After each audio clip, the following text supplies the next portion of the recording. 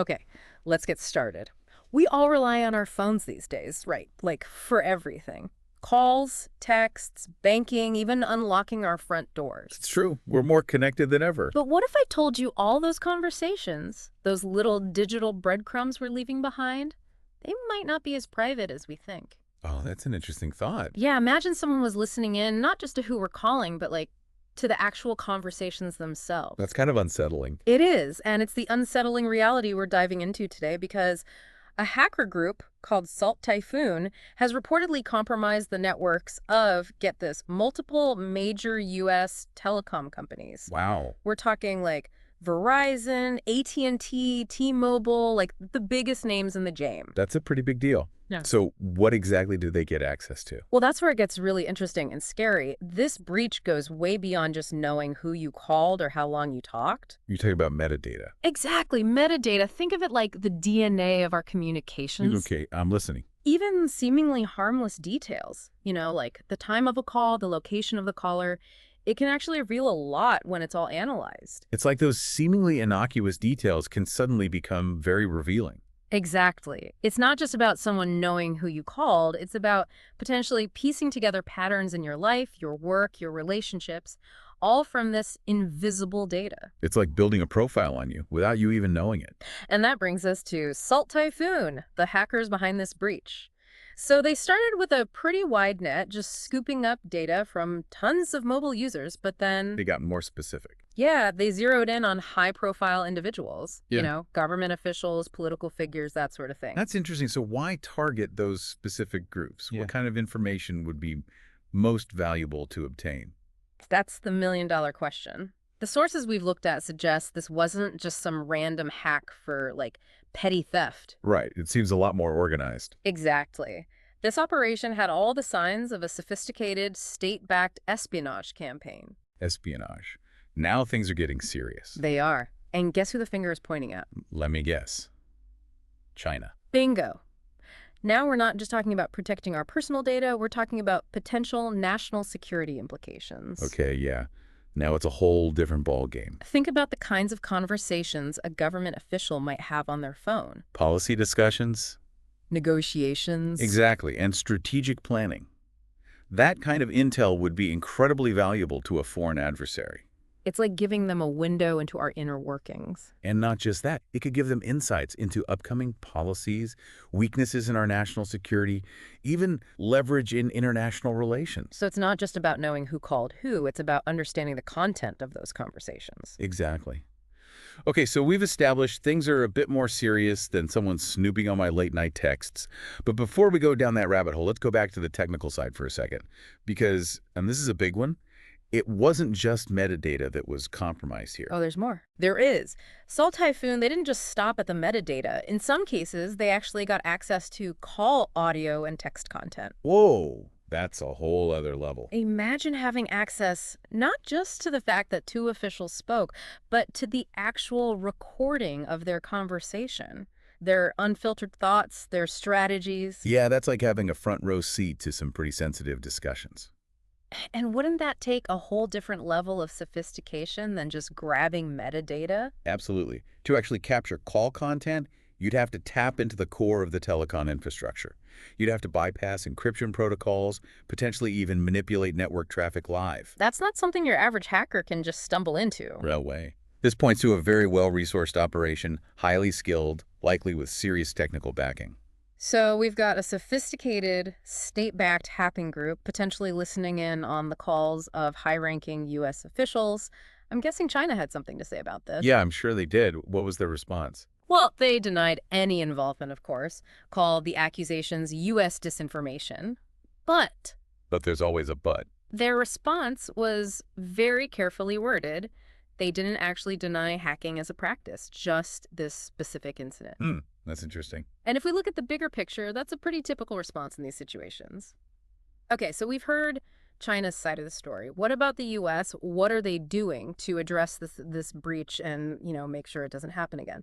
So CISA, the NSA, the FBI, they've all jumped into action, urging these telecom companies to, seriously up their security game. Makes sense. They have to. Yeah, and fast. But they're also recommending something we can all do right now to protect ourselves. Okay, what's that? Using encrypted messaging apps. Like those apps that scramble our messages Right. so that even if someone intercepts them, they can't actually read them. Encrypted messaging.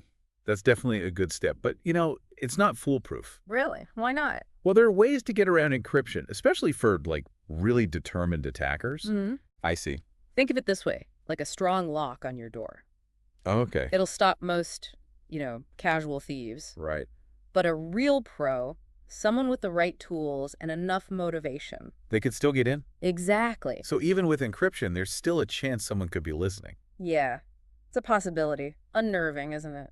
A little bit. Is there anything else we can do to, really lock things down? Well, there's another thing. It's called phishing-resistant multi-factor authentication. Whoa, that's a mouthful. I know, right? But it's actually pretty simple. Okay, break it down for me. Basically, it's adding another layer of security to your accounts, so it's not just your password. You need something else too. Exactly. Something you have, like a code from your phone, or something you are, like a fingerprint. Like a deadbolt in an alarm system, but for my online accounts. Exactly. And the great thing about phishing-resistant multi-factor authentication is that it protects you, even if, someone steals your password. Which is a pretty big deal these days. Huge.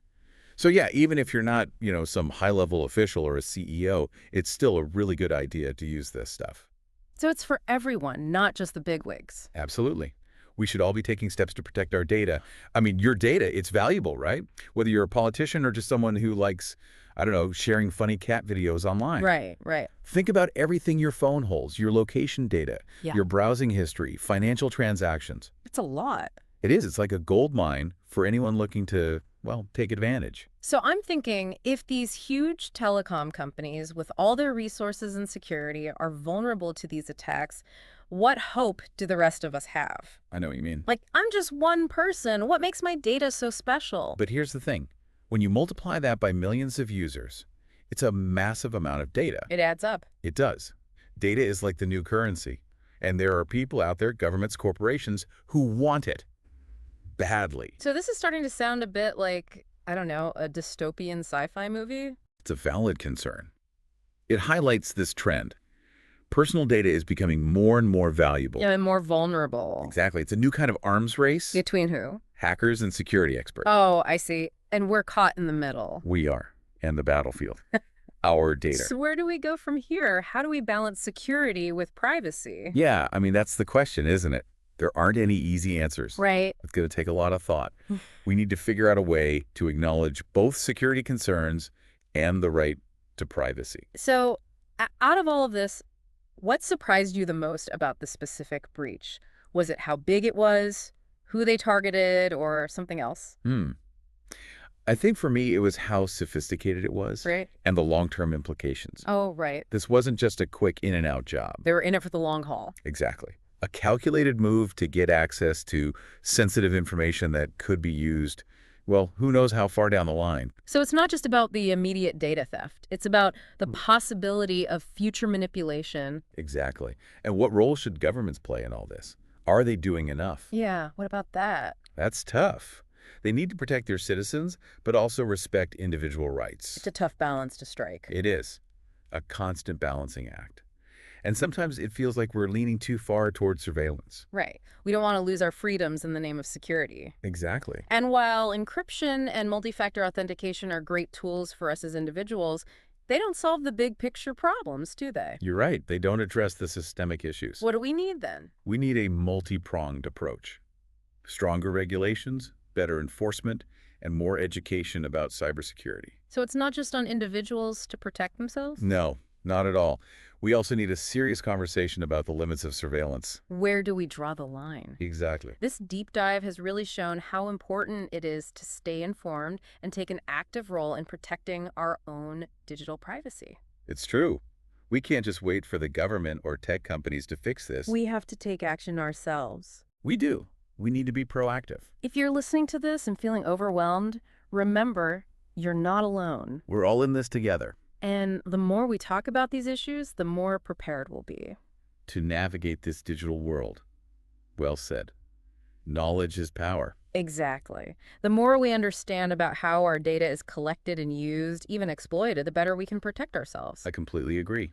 We need to learn about the risks, be smart about the tech we use, and demand more from the companies that handle our data. We need better security and more transparency. Exactly. So, to wrap up, what's the one thing you want our listeners to take away from this conversation? Don't take your digital privacy for granted. Great advice. Be aware of the risks, take steps to protect yourself, and demand better from the companies you trust with your data. Great advice. And on that note, if you're feeling like, inspired to up your security game right now, go check your messaging apps and make sure they're using encryption. We'll wait.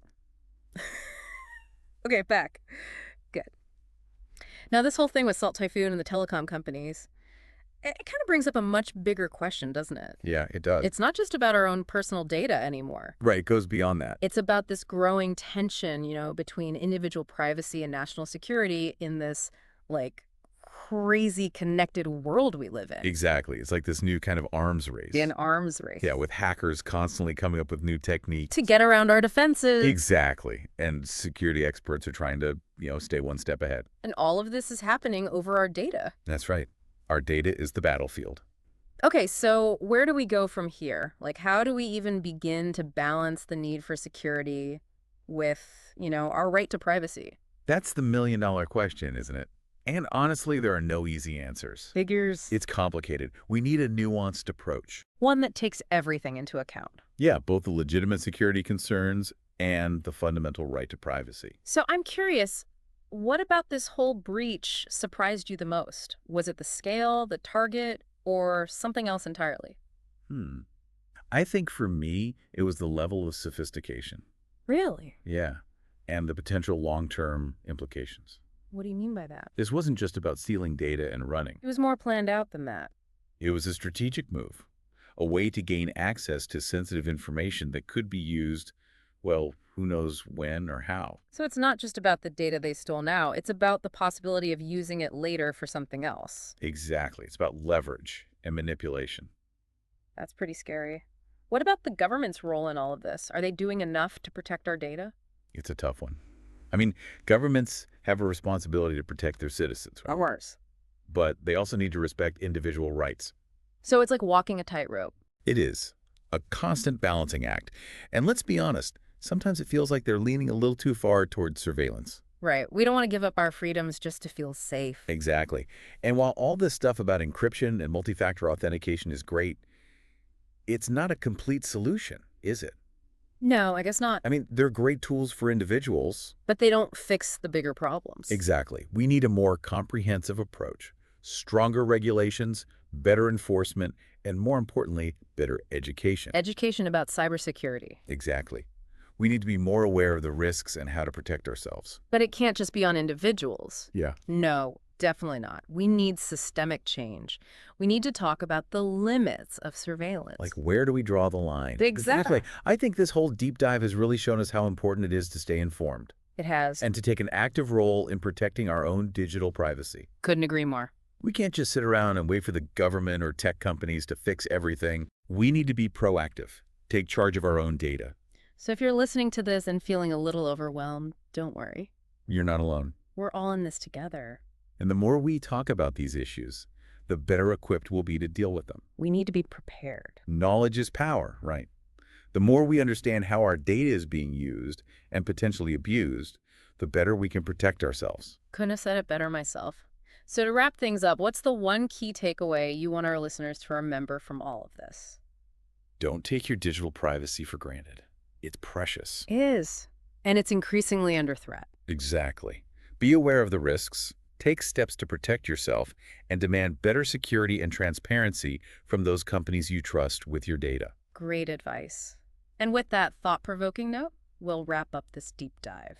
Until next time, stay informed, stay vigilant, and stay safe out there in the digital world.